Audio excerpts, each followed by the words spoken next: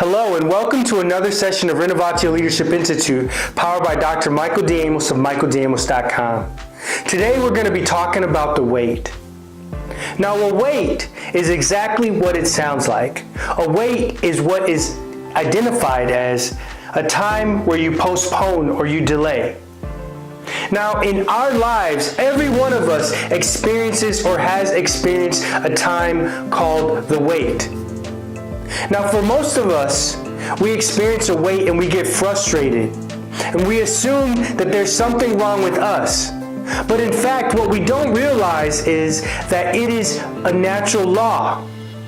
As a boy, I remember when we began to understand the theory of relativity, it was a natural law.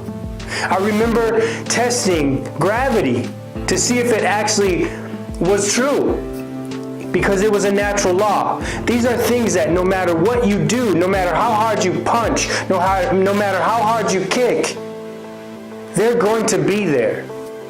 And for every individual that is going through a stage of change or seeking to develop themselves into a better version of themselves, you are going to experience the wait.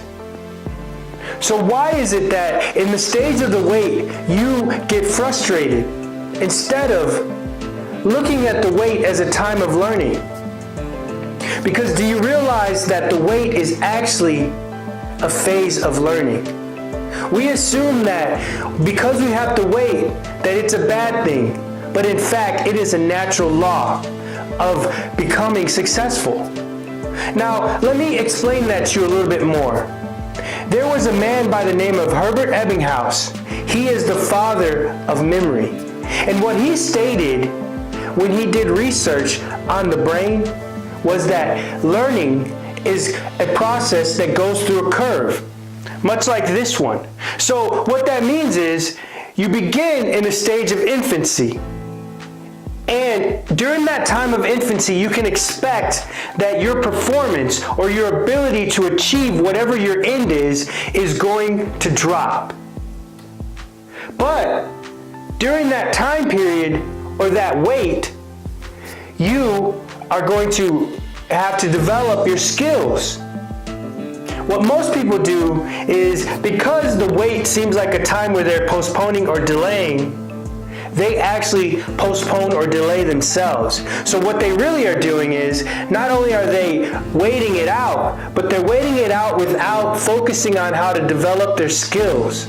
So they never get to the other side of the wait. So they don't know what's beyond the wait. And what is beyond the wait is the development of mastery. Understand this, that skill mastery, even self-mastery, requires a time of waiting and just going through the process.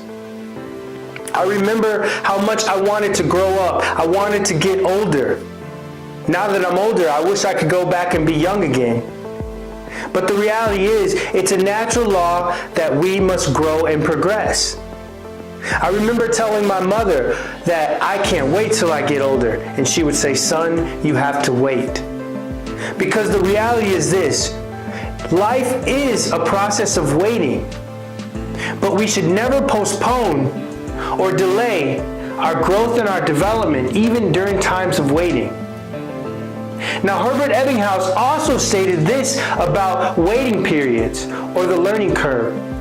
He stated that the more complex the situation is, or the more complex the concepts are that we need to learn, we're going to take longer to learn, which means that we're going to have a longer waiting period. So if you want to accelerate the ability to get through the wait, to see what's on the other side, which is typically mastery over a skill, you have to begin by finding individuals, books, or whatever is going to allow you to accelerate your growth and your learning. What most people do, though, is they get stuck in the stage of the wait. They postpone and delay themselves because they don't focus on developing themselves, and then they quit. As Seth Godin states, it is in the dip where we're tested. But what most people do is when they get to the point where they're being tested, they quit. So I just say all of this to tell you that if you're in the stage of the wait, don't quit. Wait it out, but don't postpone or delay yourself by not working on yourself. Because at the end of the wait is mastery.